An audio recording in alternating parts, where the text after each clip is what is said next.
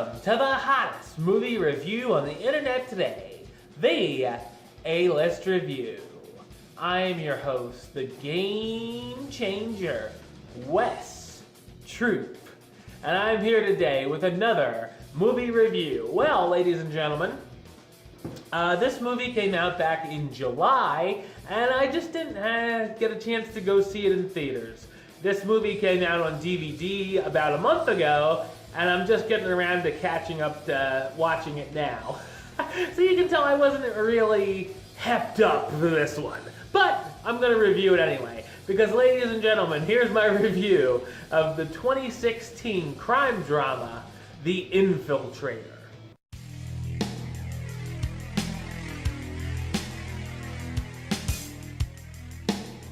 In the mid-1980s, an undercover U.S. Customs special agent takes one last job before retiring.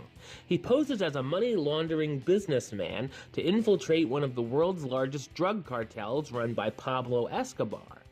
Of course, as he gets to know more of the perps and becomes friendly with them for the job, he gets in too deep. So what did I think of The Infiltrator? I thought it's an intermediate crime drama. It's based on a true story of Robert Mazur, and that story is fascinating. Unfortunately, I felt the film just isn't all that interesting. I could never really get into the movie and just sort of sat there watching, feeling no emotions. Most of the problems are with the story, which I felt is very familiar and plays out like any other crime drama where the main character goes undercover.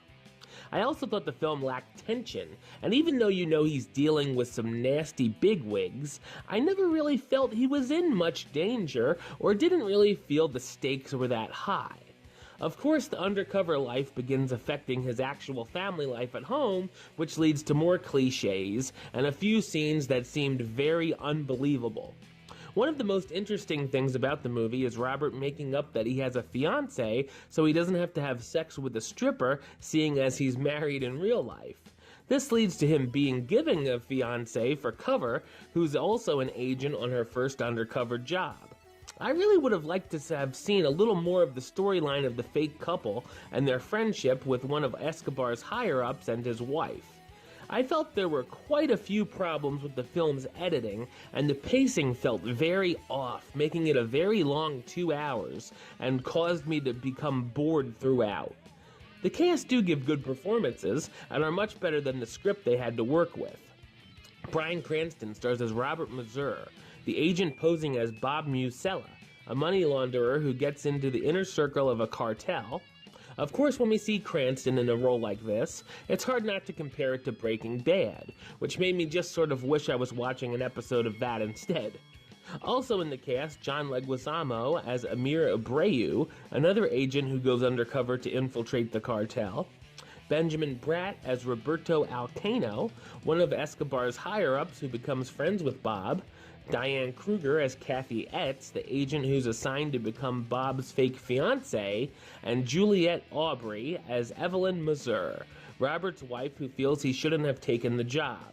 The highlights of The Infiltrator is its acting, but unfortunately its lackluster script made it feel more like it was a made-for-HBO movie than a theatrical release. I'm gonna give it the rating of meh. You know, it's okay. Alright, well that's the show. I'll be back with another review very soon. But until then, don't forget to subscribe right here on YouTube. YouTube.com/Westside515.